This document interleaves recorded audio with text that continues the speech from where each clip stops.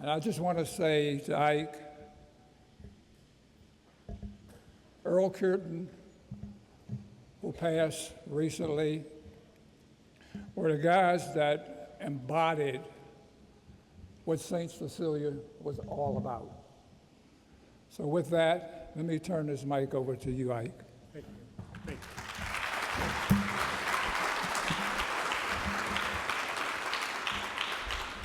So in 1967, we had a riot/rebellion. I was a young police officer who had 2 years on the job, and I was assigned to work in this area. And, obviously it was a very dangerous time, but this guy named Sam Washington, he invited us as police officers to use a bivouac. He would feed us, he would let us come and rest here. At the same time, the kids would come in. And so there was an interaction with the kids, the police, even though we had this riot that was going on.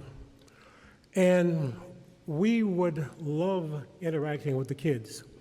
And so as it went on, and Sam started a summer league. And those of us who thought we could play basketball, I should say those who thought, not us. Anyway, we thought we could play ball, and there was a summer league. And each team had one pro and those who thought we could on a team.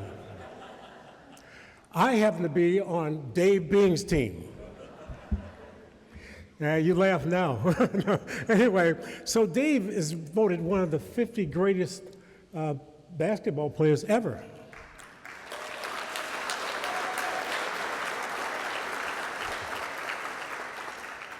And we played, and I remember this one thing, and I've told this story before, and my wife said, don't tell it. I said, it's not going to embarrass you. I'm just going to laugh about it, But I'm on Dave's team, and of course, Dave is great. And Ike thought he was good, not great. And I could jump up and touch the basket back when I was in 1967. You think about it, I was old then. Anyway, so there's a fast break. Dave has the ball down here, and he is dribbling down here, and I'm headed to that basket, and I'm thinking, because I'm a young guy and I could jump, that I'm going to dunk this ball in here.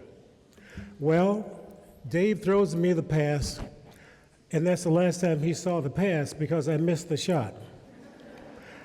And Dave will tell you, that's the last time I got a pass from Dave. That's really the truth. Now, to make it even more so, the things that we continue to try and do. And so it was about 5 years ago, I received this call from Earl Cureton. He says, Ike, there's things that we have done, but we have to do more. We've got to try and make a difference in St. Cecilia. And through Dave, his wife, and others, we assembled a team of people who are trying to make this difference.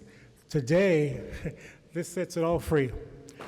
This really does. I mean, think about this in terms of from 1967, when we used to come here as young police officers and interact with the kids and try and play ball with the real ball players and to play with somebody like Dave or Magic, or there's a guy named Maurice McHartley, and it just goes on and on. I can't name everybody, but the fact is that, guys, we thought we could.